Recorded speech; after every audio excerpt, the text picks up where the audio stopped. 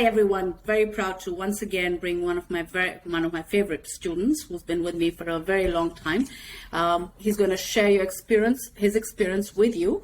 So Raghav, tell us first. Let's begin with your name and where are you located? My name is Raghav. I'm based in Toronto, here in Canada.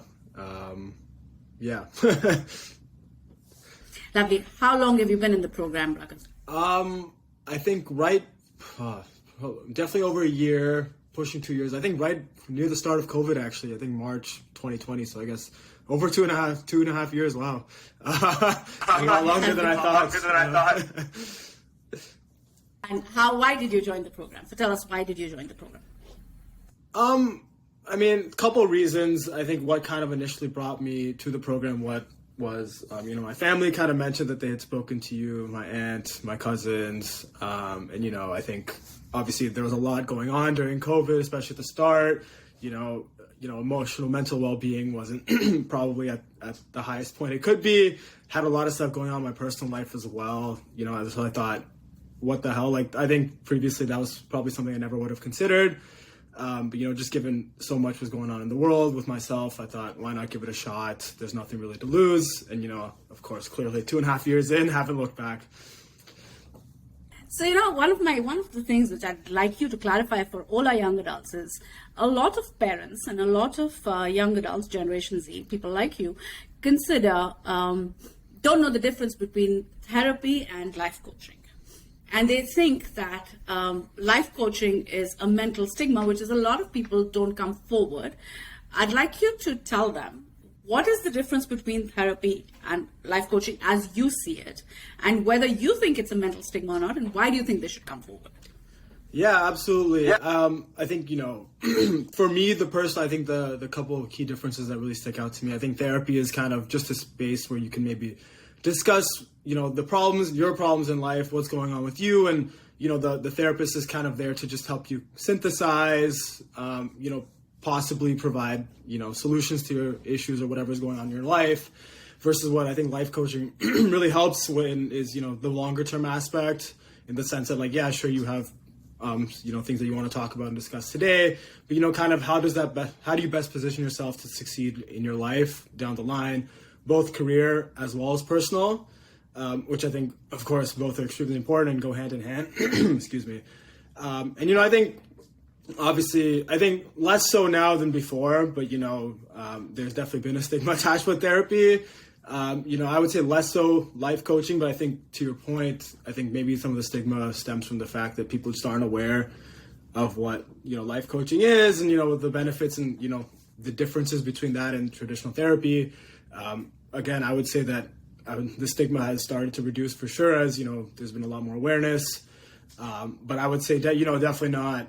I think life coaching can be beneficial to anybody. Of course, you always want to be looked to improving yourself.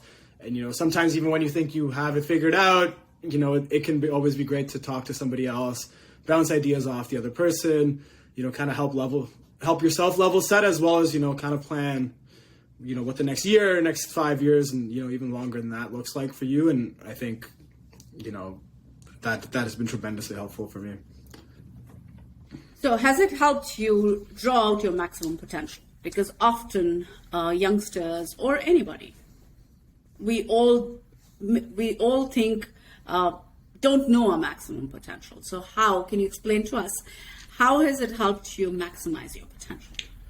Yeah, absolutely. I think it has helped me unlock a lot of my potential that, I didn't even realize was there. As an Indian kid growing up in an Indian traditional household, you are kind of expected from your parents to, be high performing, high achieving, all that stuff.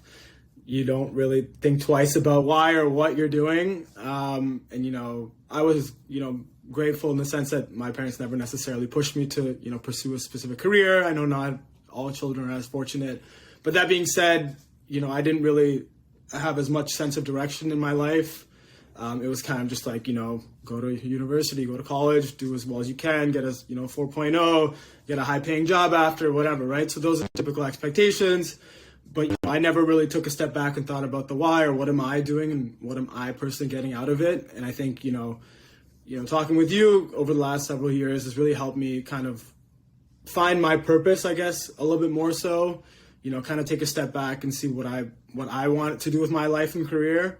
And I think that has been extremely beneficial, from a perspective of, not really having the feeling of just, going through life aimlessly. And second, kind of help me determine, what kind of goals that I want to set for myself that I believe in and can achieve.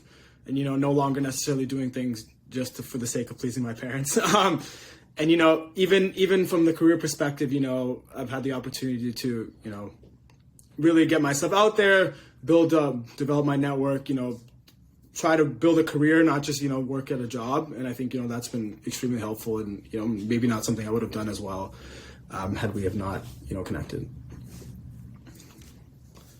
Thank you, Raghav. I think we forgot to point out your age, so I'm just going to say Raghav is 26 years old. 25. I'm not that old yet. 25, he's an absolute Gen Z, right in the middle. So it's lovely to hear from you. Also, you mentioned a lot about your career. Now, what specific areas did you actually work on to get to the level in your career that you are right now?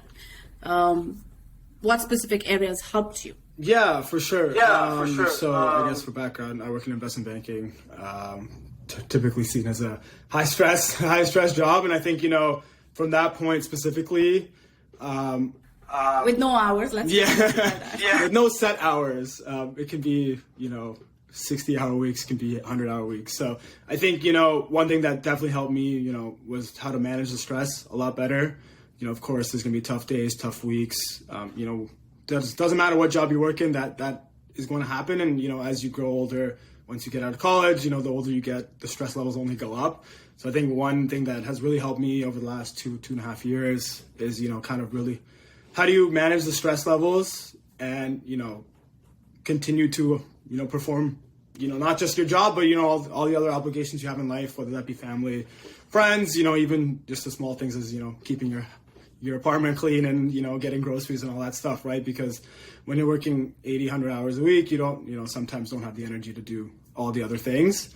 But, I think that was something that I definitely struggled with in college, but after having spoken to you, we found methods to, kind of help manage the stress levels and, make sure that I can still, do all the other things that are important in life. Like I mentioned, maintaining friends and family relationships, making sure I spend time getting to the gym, doing things that I find important, because at the end of the day, your career, your job is important, but should only just be one facet of your life.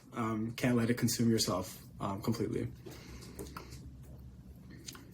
Wonderful. Now, has it improved your relationships overall with your family, with your friends, and with your colleagues overall? Yeah, absolutely. That is another key aspect. Sorry, do you mind just muting yourself? No, you're fine.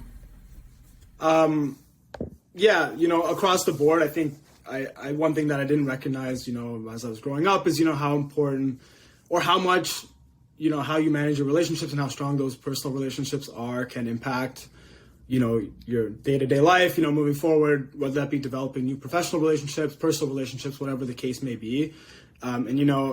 Over the last 2.5 years, I've really had the opportunity to, work on improving and, improving my existing personal relationships, particularly with friends and family. That really helps set the groundwork for me to develop, solid foundations in, the future relationships that I build, like I said, both through my career as well as personally,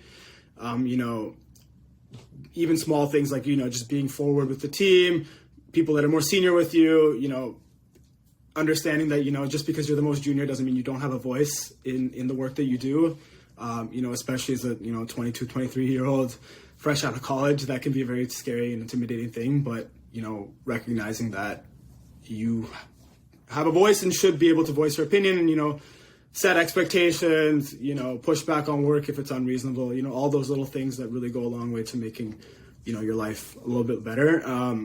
Have definitely been things that I've improved on, as a child, even a teenager, I was very quiet, I would definitely qualify myself as an introvert, didn't like to talk to too many people, especially new people that I didn't know as well. But, over the last 2-3 years, I've really had the opportunity to kind of get out of my shell in that sense. And, especially when it comes to career and networking and things like that, you're always going to be talking with new people that you don't necessarily know. Especially my job is a very client-facing business. You're meeting, new people, clients, and you need to be able to get along with them and, speak cohesively and, not just shut down. So, it's a very important skill, professionally, but also personally, So I think that has been, a huge marketed improvement in my life that, has paid off immensely. So is it safe to say you learn to self-advocate for yourself, your confidence grew, your self-esteem grew, and all of which made you better your career every day? Yeah, absolutely. I think that the self-esteem and self-advocacy, I think, are both really key points. And, absolutely, neither of those things I necessarily had a lot of previously. Have definitely had the opportunity to develop both of those things. I think being able to stand up for myself is a key one, and even just self-esteem and self-confidence across the board has seen quite large improvements over the last 2-3 years. Like I said, just being able to get out of my shell, being confident in making decisions for myself, not necessarily making decisions to please other people as much. I think have absolutely paid dividends, and especially in the workplace where it's very much a you got to do what's in your best interest type of environment, and that has helped me succeed so far in my short career so far, but hopefully will continue to pay dividends down the line. Absolutely, without a doubt. Just keep putting in the work and dividends will keep coming. So Raghav, a lot of youngsters like you or younger get out of college, struggle or are in college, struggle with anxiety. How has life coaching helped you with anxiety? Yeah, I mean, absolutely. I think that's something that, I mentioned earlier about the stress. I think, anxiety, definitely something that I felt in the past and, continue to do so.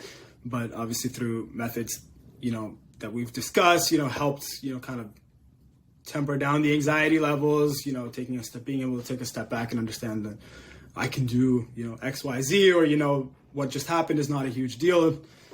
Even though it might feel like one in the moment. But, I think it comes, so many factors. Like I said, I think it comes down to, recognize or having that self-esteem and self-confidence, I think goes a long way, being comfortable and satisfied in yourself and, whatever you've done and achieved, I think is really, really important and will help kind of reduce that anxiety. I think, especially when it comes to, event-driven, I guess, anxiety, you could say, if you have a big exam coming up or, I don't know, performance review at work or whatever, you think you might get fired. Recognizing that, being confident in yourself, knowing that, no, I did a good job, I studied for this, I'm prepared, can really go a long way to kind of helping ease that anxiety. And then, of course, there's always methods to, kind of helping ease your anxiety in the moment, with even small things that we talked about, like, excuse me, drinking warm water and things like that, being, breathing exercises. Those are all part of the complete package. Excuse me. And I think just talking it through, because often youngsters or anybody, right, we're all in our heads and we just make these massive monsters in our heads which have no bearing. So it always helps to kind of talk it out, bounce it off, and recognize what your potential is, where you're coming from. So yes, anxiety, I think, is, and when you get rid of anxiety, then your self-confidence and your self-esteem kind of grow. So that helps. Thank you. So Raghav, would you, let's close it off. I think this has been great. Wow, 40 minutes. This has been great. Would you suggest life coaching to young adults, especially people who are either teenagers or getting out of college? Do you think you could have done better if you'd gotten a life coach earlier? Life would have been simpler for you. I mean, the journey would have been simpler for you. And if yes, why? Yeah, I think, I think if I had started, having our conversations maybe, sooner, call it earlier on in college, I think would definitely been helpful. I do recommend it, to answer your first question. I think, like I said at the start, I think people don't necessarily recognize that they might need it. But, you don't realize that until you start having those conversations. And then you take a step back and you're like, wow, like there's so many things in my life that, I didn't realize were impacting, how I build relationships, how I act in the workplace, whatever, how do I set my goals and where do I see my life coming, in the future, until you start having those conversations. So I think even just having like one or two introductory ones just to see where things are, help you level set, where you are in life and where you want to be, can go such a long way, to, kind of helping you, decide what direction you want to go in life. So, like I said, just even just having one or two of those preliminary conversations can hopefully open everybody's eyes, and, whether you choose to continue on, having those conversations or not, at least you can be informed when you make that decision. I think, I was definitely in the path. I definitely resisted, having the conversations probably earlier on, just because thinking like, oh no, like I know what I'm doing. I don't need it. It's dumb, whatever. But like I said, after that second conversation, I was like, wow, like there's like so many things that I never talked about, you don't really talk about with your family or whatever, that, now having an opportunity to speak about. And like you said, just being able to have a conversation with somebody to kind of talk out your stressors, your anxieties, whatever that is, can be extremely powerful. So would absolutely recommend it, at least dip your toe in the water, see what it's like. And, then any individual can, kind of make a decision after that. And, to your second question, had I started sooner, I think, life would definitely been probably a bit easier. I think, I would have had a lot more clarity in terms of the direction that I wanted to, kind of go, both in college, and then through into my career, as well as, helping develop and build out those personal relationships.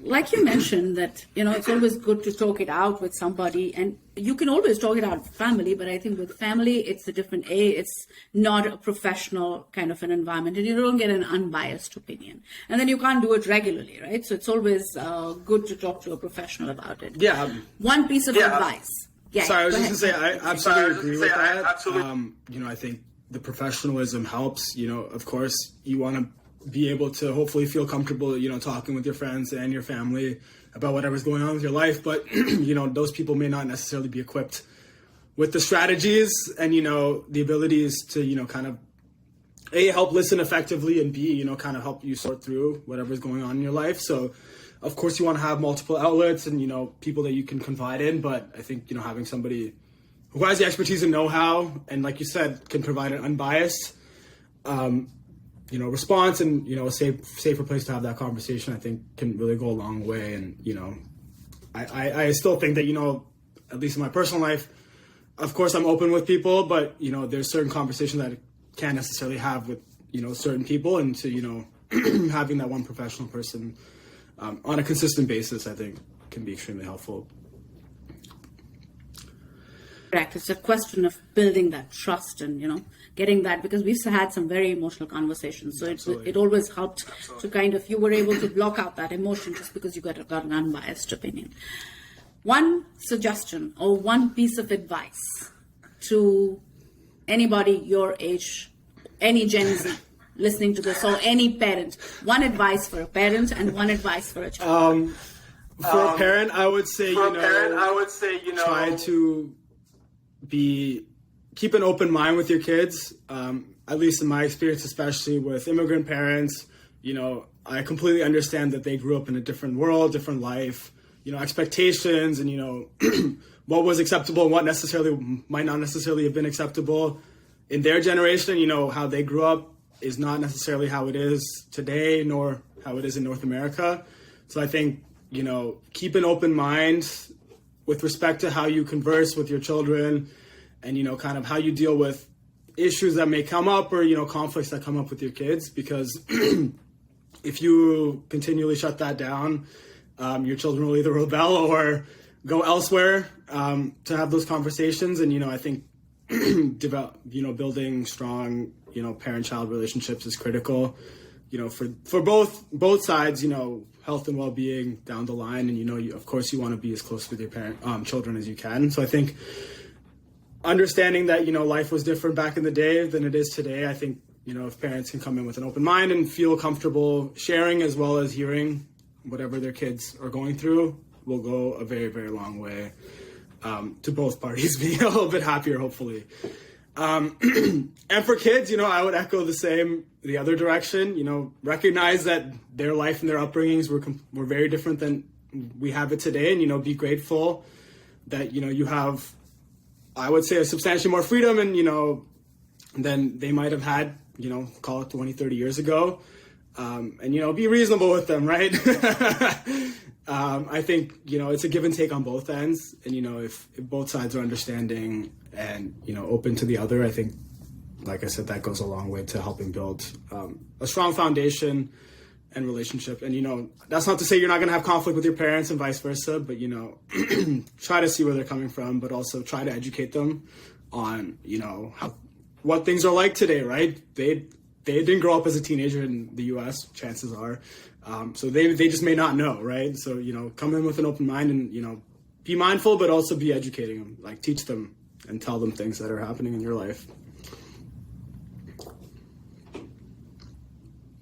Thank you, Raghav. And if I may add, to every child, a parent is your foundation.